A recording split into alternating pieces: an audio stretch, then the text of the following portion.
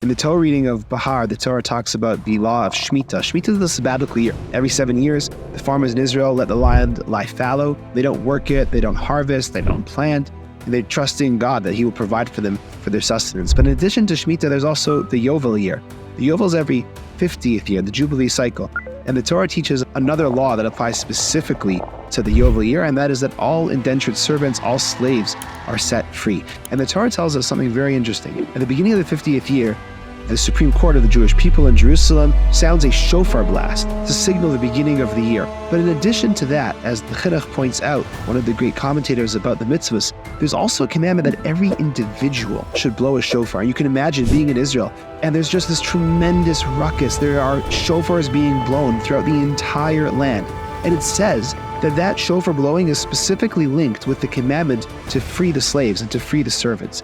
And the Chinuch says, why is that? Why does the Torah want every single person to blow the shofar? And he says, because it's a financial hardship to have to free a slave. Imagine you have someone that's been working for you for all these years, and the Torah is very careful to teach us that you have to treat them extremely appropriately, and you have to respect them, but they are working for you, and it's not expensive. And you're gonna have to end that. You have to send them free. And that's a big hit in your finances, and it's hard to do. And the Torah says, you know what I want?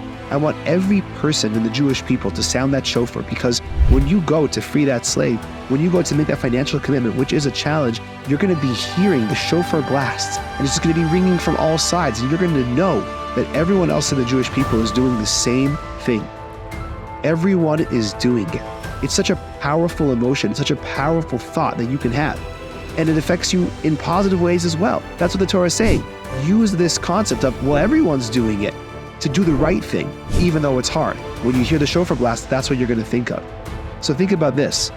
Everyone is doing it will play such a significant role in your life. But what is everyone doing? Who are you surrounding yourself with? What is your community, your physical community, your social community? Who are the people that you're interacting with that are going to shape the everyone is doing it narrative that's in your head? Because it's going to happen.